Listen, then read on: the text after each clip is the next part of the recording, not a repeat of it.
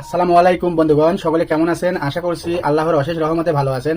আপনারা জানেন বাংলাদেশে দুঃখের পর দুঃখ, একটার পর একটা দুঃসংবাদ লেগেই আছে। রক্তের দাগ না শুকাইতেই আর একটা তৎতাজা প্রাণ চলে গেল আমাদের মাঝে থেকে। ফয়সাল হাদি আমাদের মাঝে আর নেই। গত রাত্রে যে সংবাদ এসেছে, তিনি সিঙ্গাপুরের হাসপাতালে ইন্তেকাল করেছেন। আল্লাহ তাকে শহীদ মর্যাদা দান করে জান্নাতুল ফেরদাউস নসিব করুক।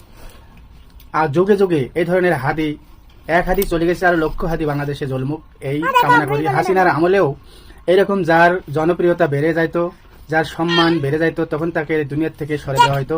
সেই কালচার এখনো আছে। বাংলাদেশের সকল মানুষকে সতর্ক থাকতে হবে এবং অন্যায় দেখলেই প্রতিবাদ গড়ে তুলতে হবে। আমরা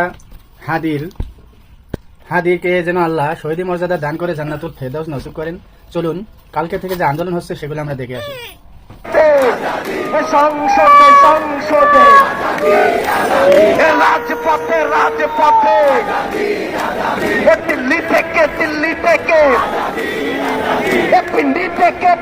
থেকে মস্কো থেকে ইনকিলাব ইনকিলাব মুজিবাদ মুজিবাদ মুজিবাদ মুজিবাদ মুজিবাদ মুজিবাদ मुझे बाप इनकलाब इनकलाब इनकलाब इनकलाब मुझे बाप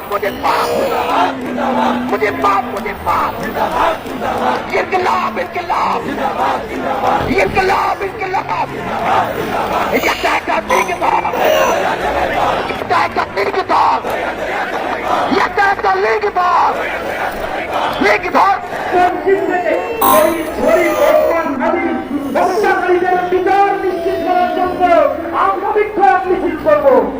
আমরা বাংলাদেশের অপর ছাত্র জনতা সকলকে রাস্তায় নেমে এই অধিবক্তবাদ শক্তি যারা আমাদের অধিবক্ত করার জন্য আমাদের দুর্যোগের টার্গেট করেছে, এই আধিপত্যবাদের বিরুদ্ধে তাদের অবস্থা আলাদা জানান দেওয়ার জন্য আমরা আহ্বান জানাই। সংগ্রামী উপস্থিতি, আমরা আরো লক্ষ্য করেছি এই বাংলাদেশের যারা শাসক ক্ষমতায় রয়েছে, শহীদের রক্তের উপরে, রক্তকে তাজা রক্তের উপরে তারা দাঁড়িয়ে আছে। রক্তের দাগ এখনো শুকায় নাই। এই রক্তের উপরে দাঁড়িয়ে এই গভর্নমেন্ট আমাদেরকে কি উপহার দিতে পেরেছে?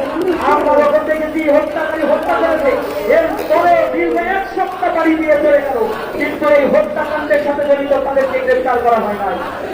আমরা বিস্ময়ের সাথে লক্ষ্য করেছি আওয়ামী ফ্যাসিবাদের মতো যারা গণহত্যাকারী, খুনের সাথে জড়িত, যারা আয়নাঘর তৈরি করেছিল, এই গণহত্যাকারীদের গ্রেফতার করার পরে আবার তাদের অধিকাংশকেই ছেড়ে দেওয়া হয়েছে। অস্ত্রসহ তাদেরকে গ্রেফতার করা হচ্ছে। খন্ড খন্ড কিছু ঘটনা আমরা দেখতে পাচ্ছি। বাংলাদেশের প্রত্যেকটি জায়গায় আজ অবৈধ অস্ত্রের মহড়া তৈরি করা হয়েছে। বিদেশে যে টাকাগুলো আওয়ামী ফ্যাসিবাদ পাচার করেছিল, এই বিলিয়ন বিলিয়ন ডলারের টাকা আর আমাদের যুগে রক্ত খনন করার জন্য তারা ব্যয় করবে। সুতরাং আমাদেরকে সতর্ক হতে হবে। ইঞ্জিনিয়ার প্রতি আমরা সর্বশেষ এটাই হুঁশিয়ার করে বলতে চাই, অবৈধ অস্ত্র উৎখানের জন্য আপনাদেরকে সারাশি অভিযান পরিচালনা করতে হবে।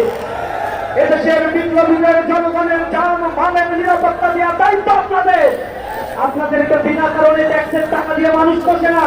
আপনাদের যে গাড়ি থাকার জায়গা, এগুলো এ জনগণের নাম ঝরানোর টাকায় তৈরি হয়। সুতরাং আপনারা জনগণকে নিরাপত্তা দেওয়ার জন্য আইন শৃঙ্খলাকে আরো স্বাভাবিক করার জন্য চেষ্টা করতে হবে। আইন শৃঙ্খলা রক্ষাকারী বাহিনী কথা শুনে